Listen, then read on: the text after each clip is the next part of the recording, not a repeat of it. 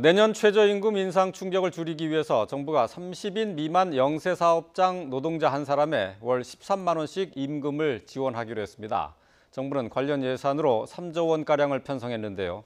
야당이 강하게 반발하고 있어서 국회 심의 과정에서 쟁점이 될 것으로 보입니다. 취재기자 연결합니다. 고한석 기자. 네, 고한석입니다. 자, 정부가 오늘 발표한 최저임금 지원 방안 구체적인 내용 전해주시죠. 네, 김동연 경제부총리는 오늘 경제관계장관 회의를 열고 최저임금 인상에 따른 소상공인과 영세 중소기업 지원 방안을 발표했습니다.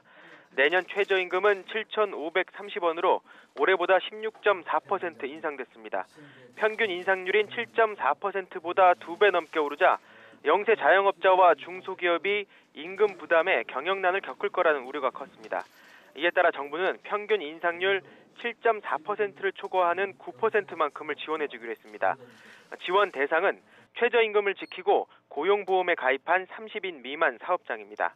이곳에서 한 달 이상 일한 월급 190만 원 미만인 노동자 1인에 월 13만 원씩 이른바 일자리 안정자금을 지급합니다. 최저임금 인상으로 해고 가능성이 큰 아파트 경비 등은 소속 사업장이 30인 이상이어도 지원받을 수 있습니다. 시간제 노동자까지 포함하면 300만 명 정도가 지원 대상이 될 전망입니다. 지원금 신청을 위해서는 고용보험에 가입해야 하기 때문에 보험료 부담을 줄이는 방안도 마련됐습니다. 사회보험료 지원 사업을 늘리고 일자리 안정자금 지원 대상이면서 신규로 건강보험 등에 가입하면 보험료를 절반 깎아주기로 했습니다.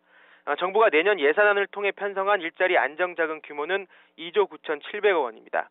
또 내년 1년만 한시적으로 시행한다는 게 근본 방침입니다. 그러나 야당은 민간 일자리 임금을 나라 돈으로 주는 것에 강하게 반대하고 있습니다.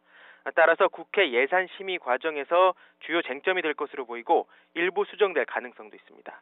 지금까지 기획재정부에서 YTN 고한석입니다.